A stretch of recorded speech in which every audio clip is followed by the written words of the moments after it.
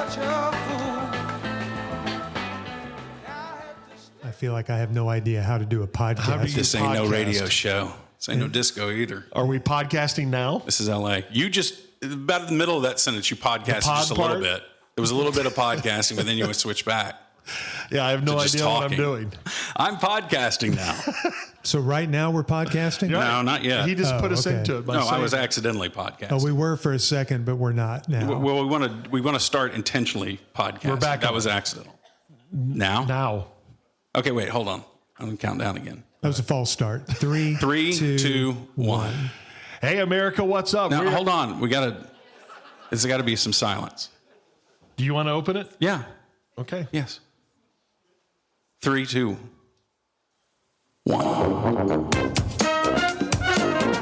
Welcome, P1s, to the historic Kessler Theater and the Musers, the podcast live.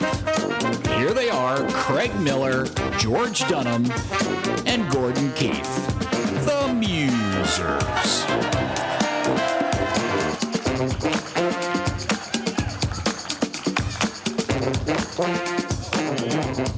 Well, thank you. Thank you very much. Welcome to the Musers, the podcast, the live show. Yeah. It's the first time we've ever tried anything like this. We want to thank our sponsor for tonight, D&M Auto Leasing. They've been a part of the Musers family for 30 plus years. They've been so great to us. And as soon as we said we're doing a podcast, they jumped on board immediately. So thanks to the folks at D&M Auto Leasing. Yeah, thank you, D&M. And thank you to everybody here at the Kessler. We sold this thing out in about 3 hours a couple of weeks ago when we announced tickets were on sale. And we had debate amongst the three of us. Gordo and I did not think we would sell out. Correct. George was overconfident. I knew George it. is No, like- I just knew it. I just knew it.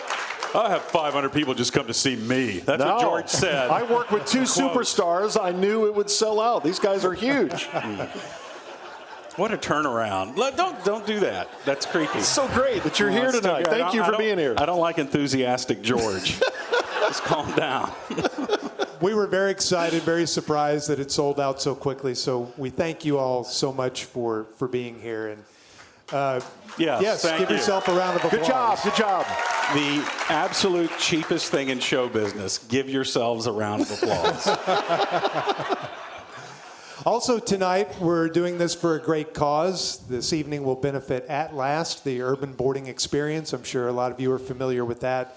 Our good friend Randy Bowman started this many years ago. It's a boarding house for kids not too far from here in South Dallas. These kids come from at-risk homes. They can't study. They can't properly do their homework during the week, so they go and they live at the At Last campus. They're tutored there, and he's had such great success so far. They've had several graduating classes. Kids have already earned college scholarships. It's just a wonderful cause, so your money tonight is going to that great cause. Thank you. That's great. And here we are at the Kessler. This theater is almost 90 years old, and it couldn't be a better spot to do this. It's such a great room. It was a movie theater for a long time, and then 15 or 20 years ago, it was turned into a place to have concerts and shows, and tonight a podcast. And I know, George, you've hosted Jub Jam here before. Yeah. This is just a great place. I think it's the best music house in the Dallas-Fort Worth area. It really is. The acoustics in here.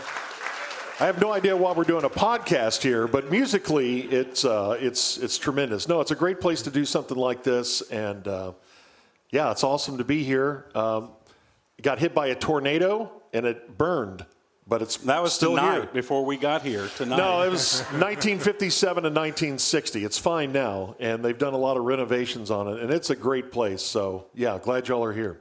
Technically, that was before we got here. Yeah, So 57. I was correct, and you owe me an apology. Never. Hopefully tonight we don't leave you wanting less. That is something we'll try to avoid this evening.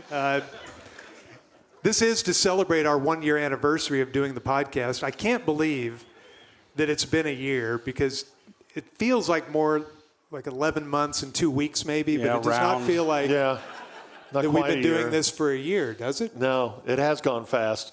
I guess we've done 40-something episodes. Who's listened to all of them at this point? Okay, 10 people raised their hands. Yeah, So but they were loud. They were loud about we got it. some work to do. But yeah, thanks for listening to the little podcast of the Musers. It's been very different from the radio show. It's much more relaxed. The radio show is very intense. The radio show is a bunch of 12-minute segments, and you're looking at the clock, and you got to worry about this live spot, and this guest is coming up, and so you feel a little hurried with the dialogue. But the podcast has been so different, and we felt it from the get-go, from like the first or second episode. It was much more laid back. We felt oddly more vulnerable, or like we could just say anything for some reason. Yeah, I don't know why we treated it like sodium pentothal or something, but we just started telling personal stories because it didn't seem like we were on the air. We're so used to, when the mic is in front of us, we're used to being on the air, and they were telling us, hey, this is not on the air, this is a podcast. You can edit out whatever you want to. Right. So then that would lead us to start confessing to hooker murders. And We edited those out. Y'all haven't heard those those did yet. get Yeah. edited out, That yes. was an entire episode. But then other times, has someone kept count of how many times we've cried on the podcast? That's a little embarrassing. Yeah, it is. But we always get shake voice and start crying.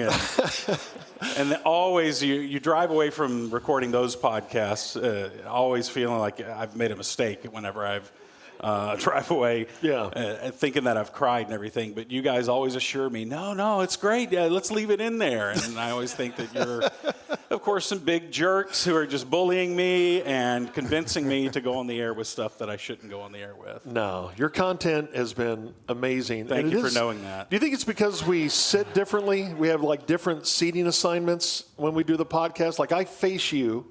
For 32 years, I've never really looked at you. Right. It's just, I don't know. We That's a just feature focus of the on job.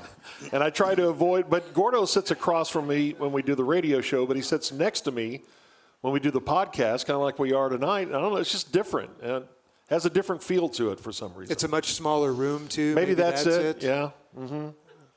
It's still boring as hell, but Yeah. I mean, it's a different seating. It's a really small room, and it doesn't have very good air conditioning. And, is hot. And the zoo smells that emanate from these two from time to time, the absolute barnyard elephantine malodorousness that comes through the studio is unbelievable. But I love these guys. I really do. I love Thanks, them. man. Yeah, I love thanks, them man. and glad they're here tonight. We appreciate that. Thank you. Do you guys have any moments or episodes that stand out in this first year? No? No, not really. Okay. No, not really.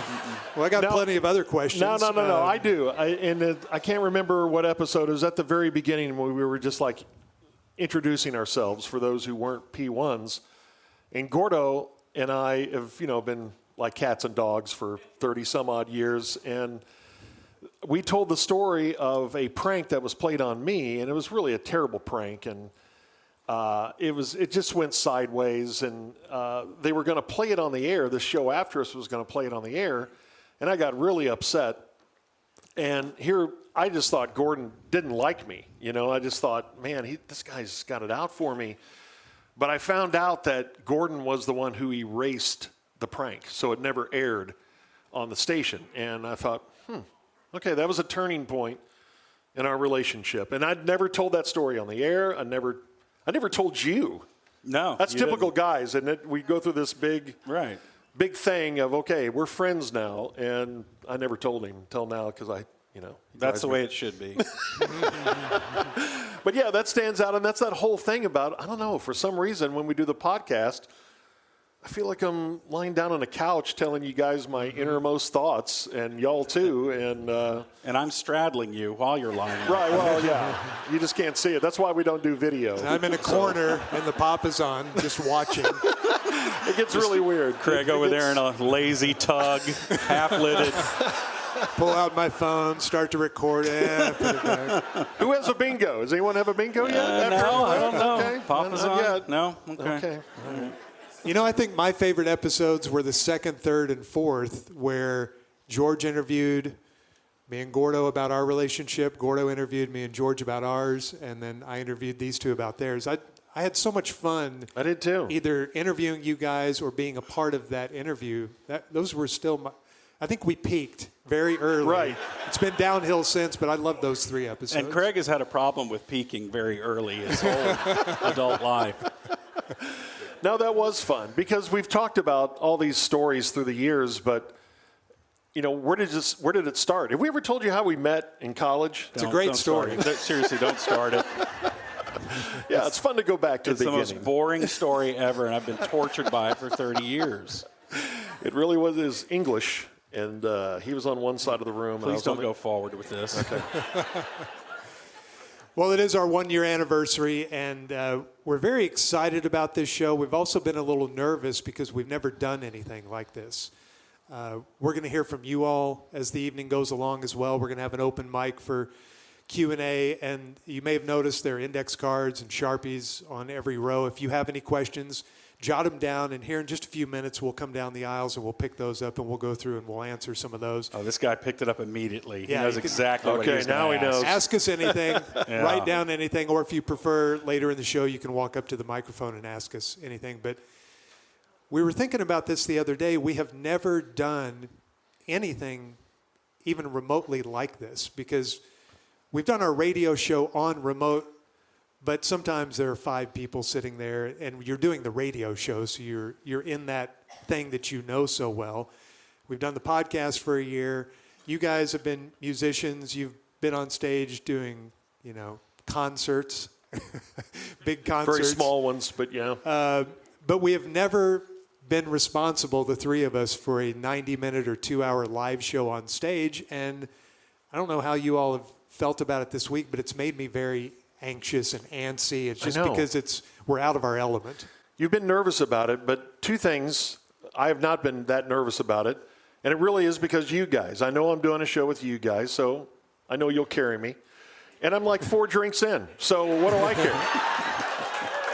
Yeah, George started pre-gaming before sound check today at 5:30, and that always is good for George. You always do well with a few drinks in you. Couple of drinks knocks the edge off, and I'll probably say some really shocking things tonight. Well, let's hear one of those now, George. What you going to say? Not yet. Come on, say something. Who wants to hear George cuss? I'm not going to do cheap cussing tonight. You are not going to hear cheap fucking cussing from me tonight. You're just so disappointed. I do remember we did a roast for the now late Tom Hicks, the former owner of the Rangers and the Stars. Tom Hicks died? Yeah. About maybe a year ago. This is our newsman on the radio Hold on. show. There goes 20 minutes of things I was going to do about Tom Hicks. And we were nervous before that because we had to go up there for 10 or 15 minutes and roast him. And I do remember you having a couple of adult beverages. And So what are you nervous about? it was the first time I'd seen you drink before a public speaking engagement. And I thought, wow, if I did that, I would be a disaster. But you do operate better with a lot of alcohol in your system. Yeah. Yeah, for some reason I kind of run on alcohol. That's really not a good thing. But we'll see how it works out tonight. And we just had the cheap prop that night. We had a P1 by the name of Amit, who was our rim shot guy. He had a snare drum. Rim shot? Is that what you said? Yes. Okay, gotcha. Yes. And he had a cymbal and everything, and we were hits. Yeah. Yeah, Because we he did made fine. every joke funny, even if it was a bad joke, we got a rim shot. Yeah, we did fine. I thought that was the one that y'all failed at. What was the roast or some event that y'all went up there? It was That could be Lanny one of Watkins? many. Yeah. You may be thinking of the Lanny Watkins Yeah, the incident. Lanny Watkins incident. Yeah, we were called out to a golf tournament, and we were supposed to be the entertainment at the end of the golf tournament. These guys have been out in the heat for 6 hours. It's the awards dinner. The awards dinner, and they say, and now from the ticket, here's Dunham and Miller. We've been on the air, 2 weeks. No one knew who we were. No. And so he did his Barry Switzer. I did, a Jimmy Johnson impersonation. Nobody laughed, including Lanny Watkins, who was on like the front row just going. Yeah, That's the terrible. biggest we've ever bombed, for sure. Until tonight, that was the biggest one. Have you guys had any engagements where you did bomb, or where even going into it, if you did well, that you were overly nervous? I'd say half of them I fail. Really? Yeah. Yeah, there was one I remember doing at the Dallas Zoo for a friend of ours that asked me to be the speaker Stand up? at this. That's the thing, is that people always get confused. They hear we do a radio show, and they think that means that you are a seasoned stand-up comic. And so they'll say, you'll show up, and you think that you're there just to speak for 5 minutes, welcome everybody, and, tell them where the punch bowl is, kind of thing.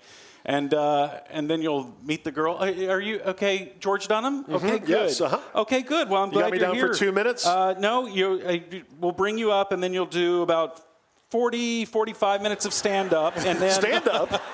like 45 minutes, like an HBO special. Right. In front of the giraffes? Yeah, That's what you want me to do? Okay. So I did some jokes at the zoo, and nothing. I mean, nothing. Not It was even just- from the giraffes? No, They didn't just even laugh? In the very back, you heard one hyena laugh. It's the only laughter I got. It was so painful. And my friend who had asked me to do this was very non-talkative with me after the event. It was like the cringiest thing ever. Like It was just knew so what a sad. mistake they Yeah, had made to he bring knew up. that it was something that should never be spoken of again. It was like we didn't, Yes, it didn't yes. happen. Just pretend it didn't happen. Yeah, I guess with the band, we've had some gigs where you're thinking, okay, we're going to play this place, we're opening for this person, and that doesn't really mean much of anything. We've played in front of 2 people and 3 people, and you get a smattering of applause. And when you do play like a really meaningful song, I remember one time we opened for, I think it was Casey Donahue, and there was a decent crowd. But we played Thought It Was You, which is a song I wrote about my late father, and there were like 3 couples two-stepping, making out right in front of us. And it's like, God, what are we doing up here? As you're talking about lowering him into the grave, Yeah, and they you're just- watching this guy's They just gross thought it was- lizard tongue You're working right. in this woman's Yeah. mouth. They just saw it was a Grabbing real, her ass. for some reason, Tasting her old nachos that she ate. no. They thought it was a real shit-kicking song. I'm up here bleeding my heart, and they're just out there, yeah, baby. Holy crap, baby. Oh, holy crap, baby. I hope you washed up down there, because we're going to get busy in the back of your Versa. See, how do you do that? What? That.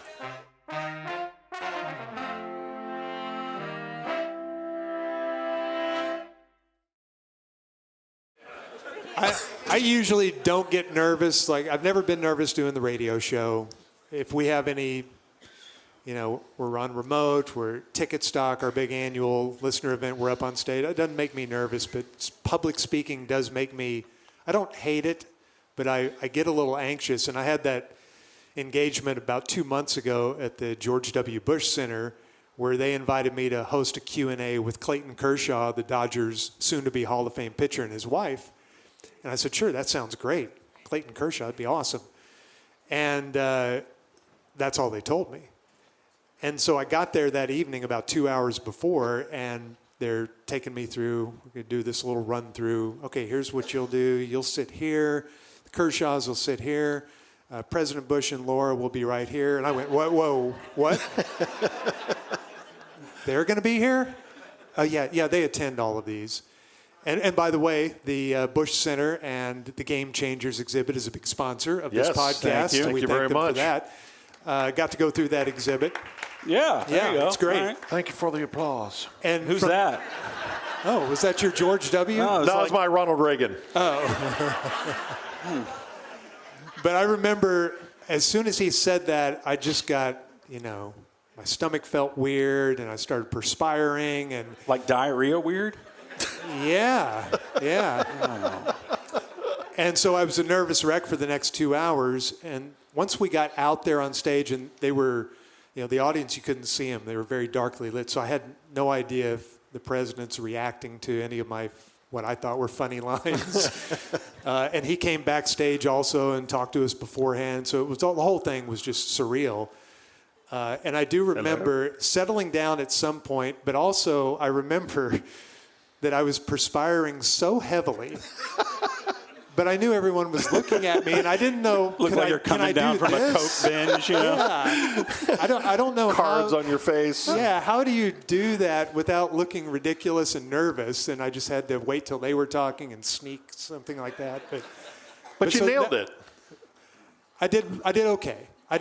Like, give it a grade. From 1 to 3 giraffes. What do you We rate grade on the zoo comedy scale. I'd say 3.5 giraffes. 3.5 giraffes. Okay, that's Yeah, pretty good. I That's did watch That's pretty Gordo good at the for zoo. in front of the president. Yeah. But that's the most nervous I've ever been in my life about anything until this. I've been very nervous about just how to do a stage show and what the reaction would be like. So, I think we're off to an okay start. We're so among far. friends. Thank you. We're among friends here tonight. Friendly crowd. You know where I got shake voice? It was rather recently. I don't know if you saw, I was on the front page of the Dallas Morning News recently. I knew he was going to bring that up. I knew you were going to bring it up. I was. And I was trying to stand up for my friend who runs the Bartonville store. You were trying to get more toilets in your hometown to service you. No, it wasn't about me. But when I spoke twice at the town council meeting, I got about 5 seconds in and realized, oh, shit, I have shake voice. Yeah. There's something different about, yes, there's something different about talking to a town council, because I thought I was before the lords of Bartonville or something, and it was just, I had shake voice the whole time. It's online if you want to watch it. I got to hear this. Yeah, it's terrible. This is great. You love it when I fail. I know do. that. I do love that. But, yeah, I still get shake voice all the time. You know when I was always the most nervous, and I still will be, if I'm in some place that I'm going that I have to ask a question or speak, it's not like some event like this or like the ticket. And I'm about to just ask a question, like just an informational question, and waiting for my turn to ask that. I get just as nervous now as I did when I was in 5th grade, having to raise my hand. There is something about that, yeah. Like at the Super Bowl. Right? Yeah, yes, feels the exact same to me. Waiting your turn and then having to ask a question and then knowing everybody's going to be eyes on you and hearing you. Bono? I asked Paul? Bono a question. Oh, I my asked Paul gosh. McCartney a question. Yeah. Well, that's understandable shake voice if you're talking I to didn't have them. shake voice with Bono. I thought that this guy was a joke. Don't fall for it. Just act like you didn't say it.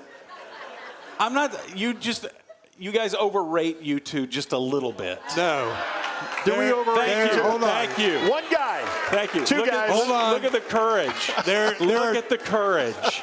There we go, a U2 shirt. Just Look at that. randomly wears a U2 shirt. Pulled that out of a thrift store. Gordo Guaranteed. says they didn't survive the 80s, sir. Take your shirt off. Barely survived. Hey, the there are 80s. 2 things we do not overrate: U2 and Danny White. Damn right. That's right. Two All right. strangest defense lines you guys have.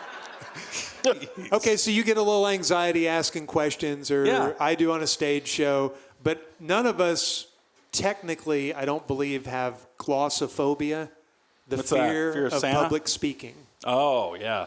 Would you say I would say I do. Do you? Yeah, I guess so. That town Well- council thing, it was like, oh my God, I can't talk. Is it a matter of degree?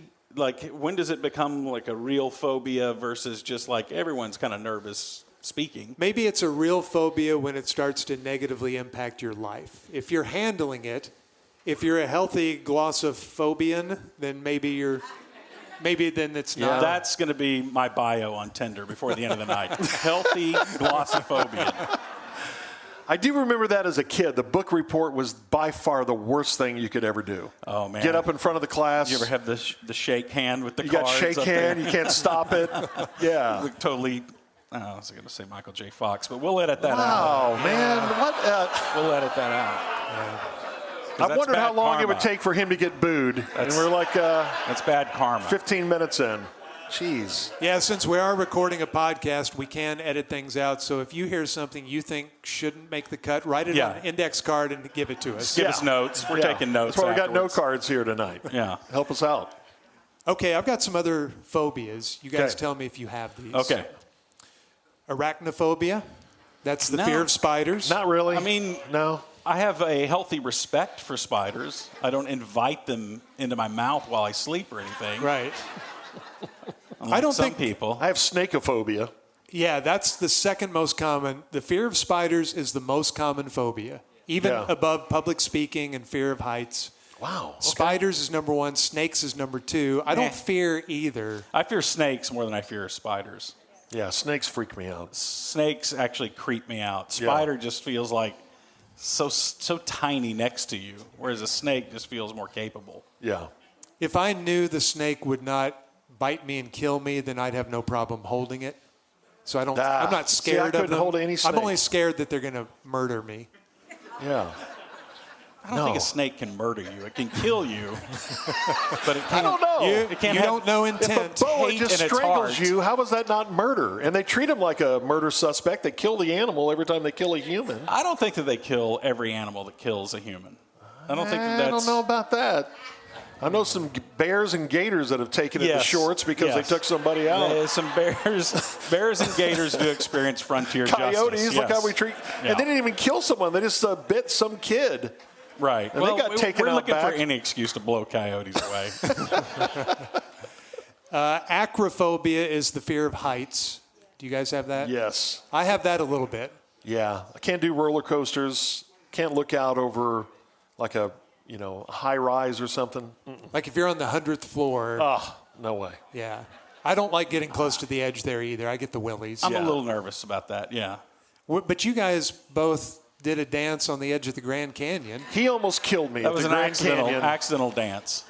No, that was we were just goofing around, and He was. I was not. It was a funny I was treating the prank. canyon that were a mile high. It was a funny prank. I was treating it with I was respect. entertaining Jesus and all the angels. Everyone loved that gag. No, it was icy out there, and we were near the edge, and so I just thought it'd be funny to try to throw George over the edge. And he did that shoulder push, where he grips your shoulders and goes, Yeah. and so I reached around and grabbed him by the shirt. Yes, and he almost threw me over the edge. If I'm going, this It was Mother not Hubbard's nice. going with me. But I wasn't. But when we were standing there, 10 feet away from the edge, let's say, nobody was scared of that, were you?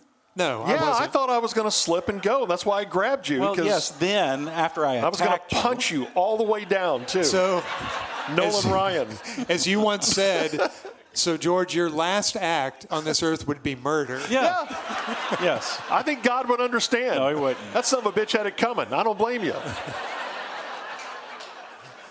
Don't call God a son of a bitch. It's calling you, Oh. son of a gun. Do you guys have hemophobia? The Fear of blood? The fear of blood. No, but I getting have someone in my worse about family that. who has that, and it's very, very serious. Like they get that lightheadedness. Just seeing it makes them very lightheaded. Yeah, I have a son who can't see his own blood or he passes out. Vasovagus? Something like that? What happened? Wait, hold on. What's it called? Vasovagal, thank you. Okay. My wife's here tonight, by the way. Thank you for the bailout. Thank you, sweetheart. So much smarter than I am. What about aerophobia, the fear of flying? You got that. I have adult onset aerophobia. As a kid, teenager, even young adult, I didn't care at all. I never thought about it. But now I have kind of a fear where once we take off, I'm fine. But on takeoff, I need the windows open. I need to see if something's happening bad Window so I can run shades. up and tell the, not the windows wide open. Right. Just to clarify. But I need to see if we're off balance so that I can alert the pilot to level us out. That's not going to help. So takeoff's worse than landing? Yeah, way worse. Because landing, I feel like it's almost over. Thank God, we're almost there. But yet Which it's one's more safer? dangerous. Landing's- Landing is much more dangerous than takeoff. Okay. This is an unusual one, but it's more common than you think. It's trypophobia, the fear of holes. Holes? Yes. I didn't have that in my 20s, I'll tell you that. Oh, gosh. Just hanging out there. No, that's like the holes that are kind of close together, like a wasp nest kind of look, that kind of close together. Oh, particularly okay. in skin, you see Okay. like holes. It goes back to, I guess, infection and disease and things like It's that. not a fear of stepping in a hole in the ground. No. or something. Okay. Yeah, I never heard of that. It's the holes that are close together, and I'm probably butchering the explanation for this. Okay, Gordon. We'll come back and see you tomorrow. Yeah, that sounds good. Yeah, hey guys, it's when the holes are all close together. No, that's good, buddy. It's It's good to the see whole you. thing. Hey, y'all got a wasp nest? What? No, He's don't bringing have up a wasp wasps. nest. What's he No. talking about? Have some holes. ice chips. I'll be right back. Oh, let's stay and visit longer. The doctors beat me. We'll be back next week. They're mean to me here. They are. Oh, gosh. What about nomophobia? That is the fear of being without your phone. Yeah. Why isn't it phonophobia then? I don't know. I guess that would be Maybe fear that was of taken. phones. Yeah. No, not really. I think my wife, who is also here tonight, I think she has this. I think she's afraid of being more than 5 feet, even though she loses it all the time. Gosh, tell me about it. She's always got to know where her phone is and be close to it. And I'm the opposite. I love to be away from my phone for hours if I can. I'm getting to be that way too. Here's a weird one. How about omphalophobia, the fear of belly buttons? What? Never heard of it. No. Don't fear belly buttons. No, I don't have that. How Fear about of belly buttons. That's so strange. arachibutyrophobia? You could have prepped a little bit on the pronunciations. We went to North Texas, okay? So just stay with us. Just hang on. This is the weirdest one I found. That is the fear of peanut butter sticking to the roof of your mouth. I think we've all had that at some point. How would anyone have a fear of a minor inconvenience like that? That doesn't make any sense. Have you ever had that? What? That's hard to get off the roof of your mouth. Of Peanut what? butter. What a jerk. You know what I mean? Say it again. No, Come on.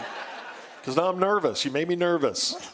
All right, well, that's a little phobia talk to get the evening going. I think if we do have fear of public speaking, we're working on that and working through it tonight. Yeah. It's strange that you say that you have a fear of public speaking. Which one of you said you had it more? I think he has it more. I think he does. No, I think you said you have it more than the three of us. I definitely have it more than the two of you. I have a healthy fear of it. But I know that, what does that mean? I don't know. Sounds good. Because when I have a very different experience than you two guys because y'all went to college together and endured a lot of boring meeting stories back in that time. And I joined you after we started at the radio station. So when I started listening to you guys, it was as a listener. I wasn't in the room with you at the time. And I was amazed at how smooth that the two of you were together and how I had this feeling like, is this scripted because they don't seem to step on each other's lines and one talks and then the other one talks and the other one comes back in with a funny line and the other one has another funny line off of that and then they move to the next topic and it just flowed so well. So I thought these were the two smoothest broadcasters I've ever heard who seemed to have zero fear of ever talking. Man, we were scared to death. I'd say the first 2 years of the show. I know I was.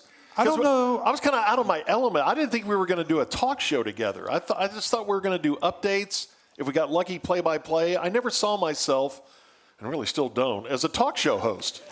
Well, now I get to use this. George, I was never scared because I knew I had you. Never scared. Vomit. Is there fear of vomit? Is that on your list? Is there vomitophobia?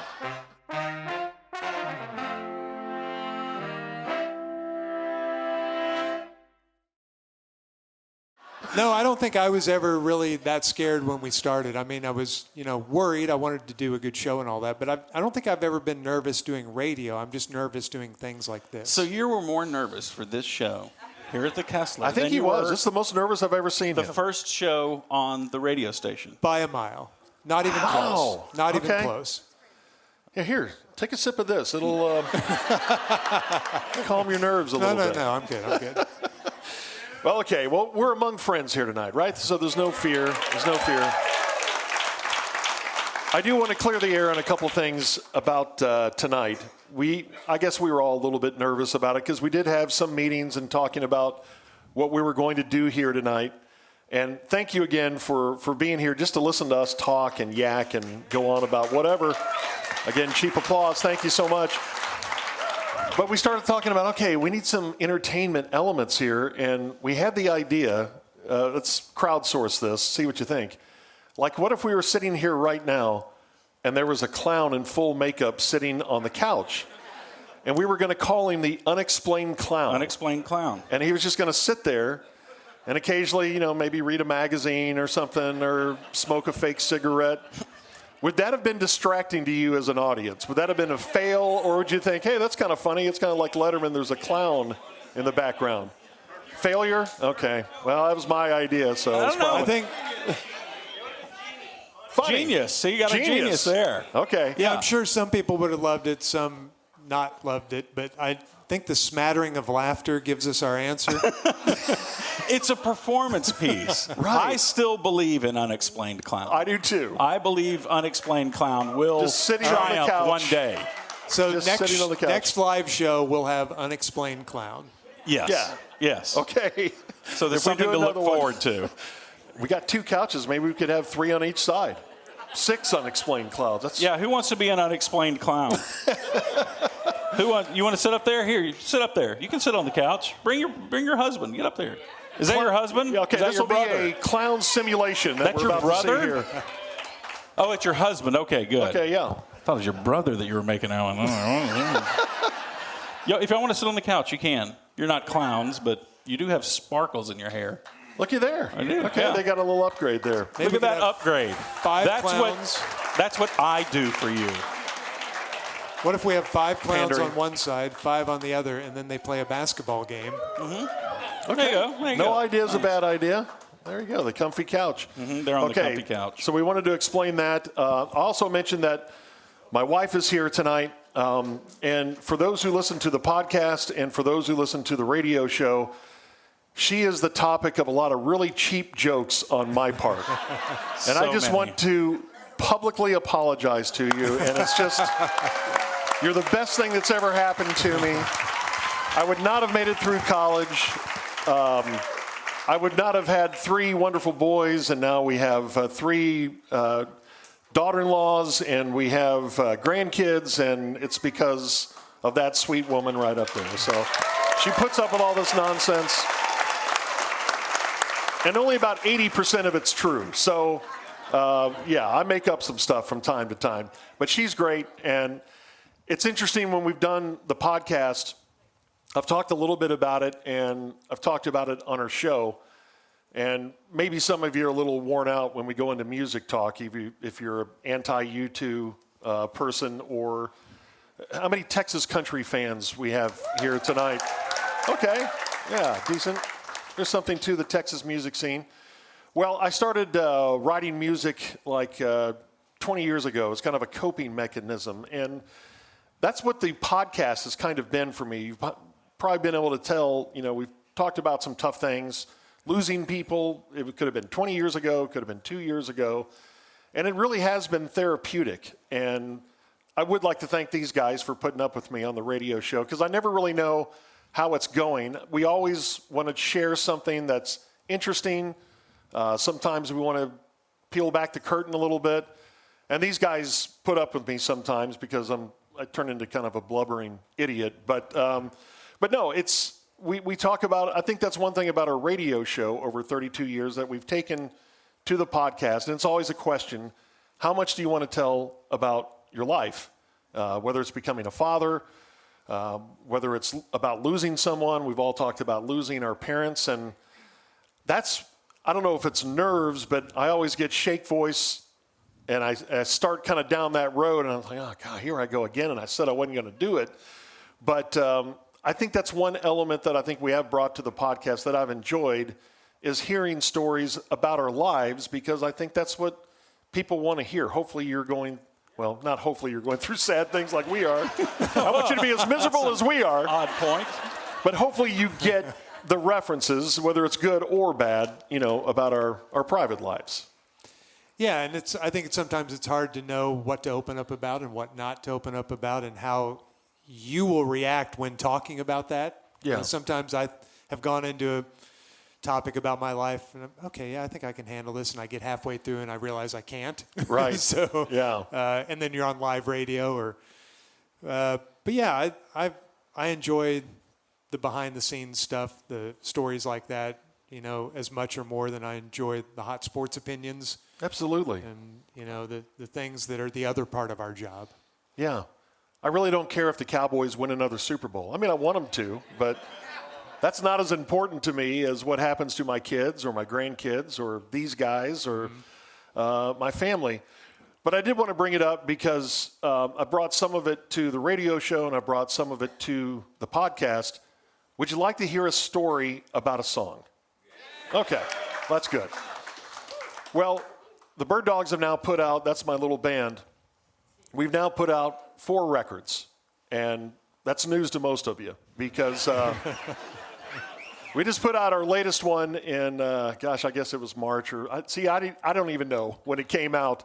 And we put it on vinyl and everything. And so far we have sold 11 albums. So yes, thank you. How many did you press? 300, Gordon. You pressed 300 and you sold 11. Yeah. Ooh. I'm good for buying 10. You got 10. I'm Okay. buying 10 Anybody right else? now. I should have brought them here tonight. That may have helped sales. There. Another one right You got there. another one? Thank you. We're going to get it to where you can order it online somehow. Eventually. Yeah. Does that mean that soon we'll see kids in third world countries walking Holding around with bird your dogs album? out. Wearing a U2 shirt. Wearing one of these shirts? Yeah, man. Yeah, the ones we didn't sell at the Kessler that night or in Ethiopia. So every album has its theme, and this last theme was actually about loss. And I tried to tell the story on the air, but it's weird. Sometimes with my music, and I've talked about it before, it's very personal, and there's a story behind it. I can rarely get through it, but tonight I'm good. I promise you, I'm good. And I want you to hear this story because I think it has an ending to it. I think it has, I don't know. I think God intervention in it. I really do. If you listen to our radio show, you know I'm the youngest of 5, and I've lost 2 siblings in the last couple of years. And my sister Nancy passed away in 2024. My brother, 2023, and then Tad passed away in 2024. And I made this record just thinking, okay, I've got a lot of things to say about them, and wrote a song about my brother. I can still find it, talking about all the times that, we played music together. He was kind of my co-writer. He co-wrote about 8 Bird Dog songs or so. And then my sister Nancy, she was a dairy farmer. She was the brightest of all of us. She was top of her class at San Antonio MacArthur. And how weird is it that my brothers and sisters went to San Antonio MacArthur while a guy we used to work with, Norm Hitchkes, was a teacher there? Yeah. Isn't that wild? Crazy. So my sister was there. Lost. It's like Lost, Craig. I was like thinking Lost. that. Not like Lost. So we moved, my sister's senior year, we moved to Minneapolis. And think about what a cruel thing that is for a teenager. I think she was going to be valedictorian, but they didn't take her grades in Minnesota. They thought she had Texas education. So she didn't get to be the valedictorian, and she was the smartest kid in the school. There's no doubt about it. And she went to Iowa State to be a veterinarian. And then she met a guy named Chris, who was a son of a dairy farmer, and he wanted to be a dairy farmer and went there for ag education. And they fell in love and got married. And my sister never went on to be a vet, but she had this incredible life on a dairy farm in Northeast Iowa. I don't know if anyone's ever been to Northeast Iowa. It's a beautiful place. Rolling hills, and the topography there is just beautiful. And she had this wonderful life. She really did. She could cook, she could farm, she could do anything. She could work on engines. She was strong.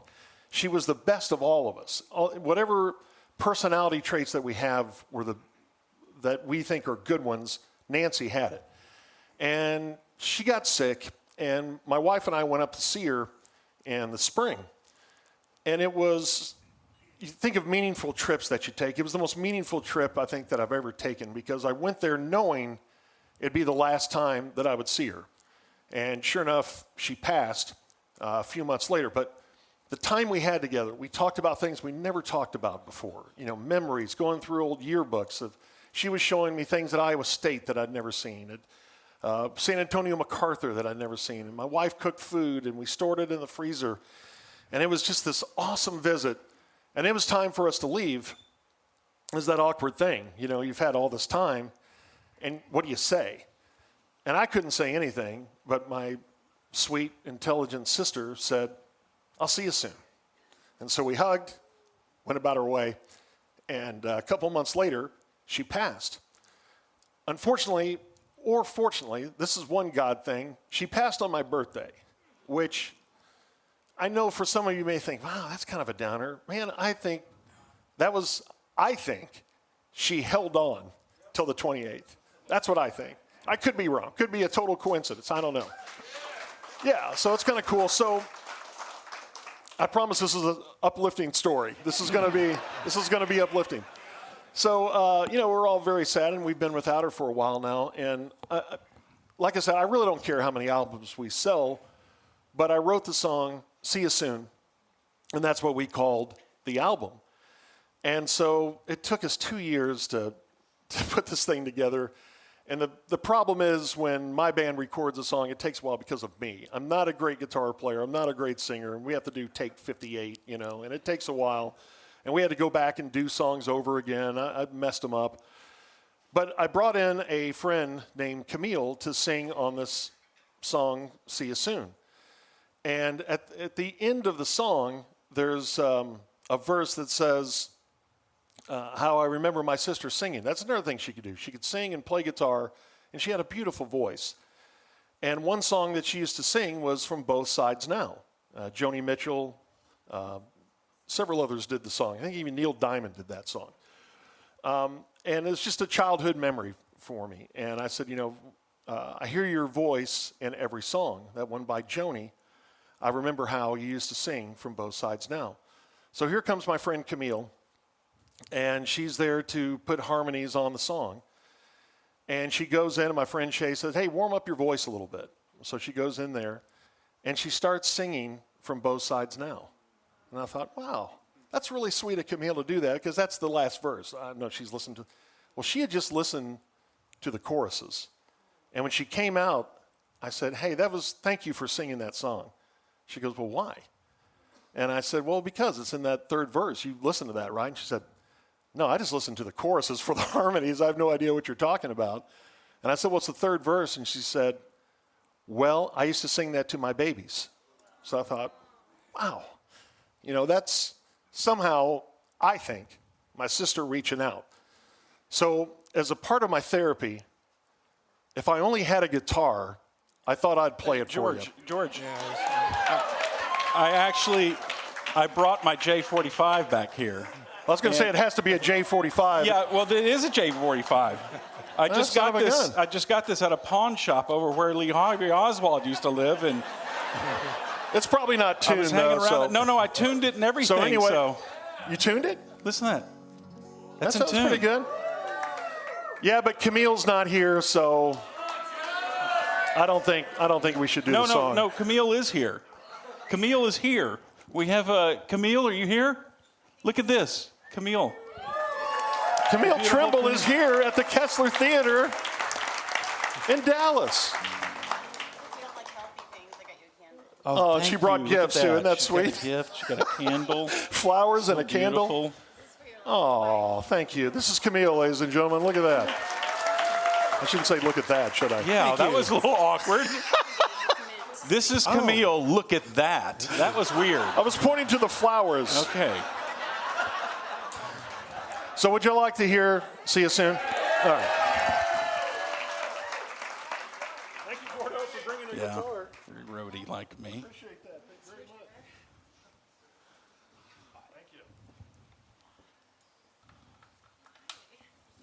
I thought you need a song, right? You might as well have a song, a little. Thanks, Camille, for being here. Thank you for being you, George. Oh, how sweet. Seriously. I'm sorry I said look at that. I really was. I was trying to say look at that. She brought us flowers. That's what I was trying to say. No, you didn't. Look at that. Just look at it. All right, here we go.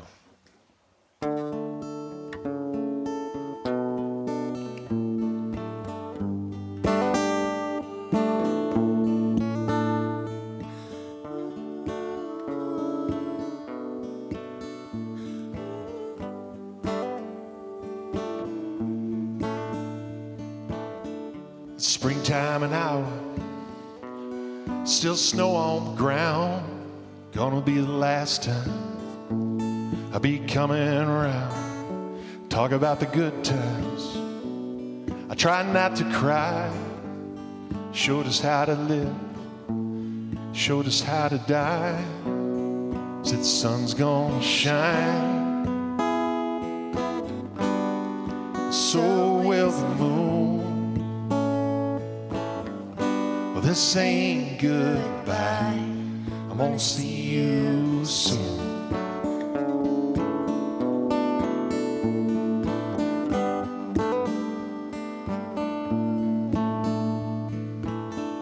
Well, this here's a dairy tale. The met at ISU. Didn't take too long for them to say I do. And what a good life that they built. Raised 3 girls. That farm on a hill. She loved the day on the river. No Motown tune. This ain't goodbye. I'm gonna see you soon.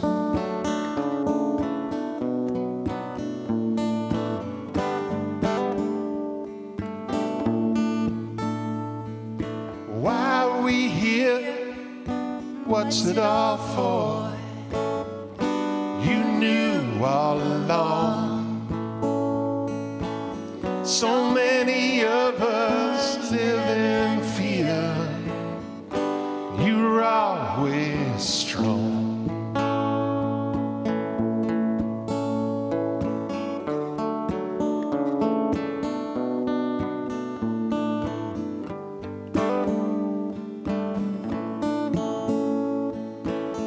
Well, it's been 5 sunsets since you've been gone. Hear your voice in every song, that one by Joni. I remember how you used to sing from both sides now. You hear me in the wind, see me in the flowers of June. Well, this ain't goodbye, so please don't you cry. This ain't goodbye. I'm gonna see you soon.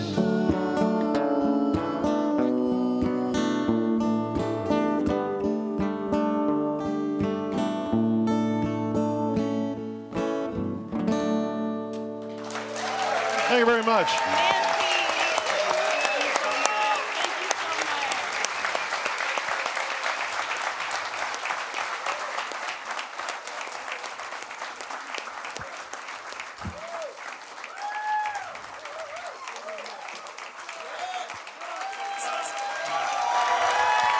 Wow. That's really sweet. And that's my only chance to play here at the Kessler, so that's really the reason why I did that. But here's another thing. It may sound crazy to you guys. When we were talking about what we're going to do, I don't know if I heard a voice, but I just had a feeling, play that song.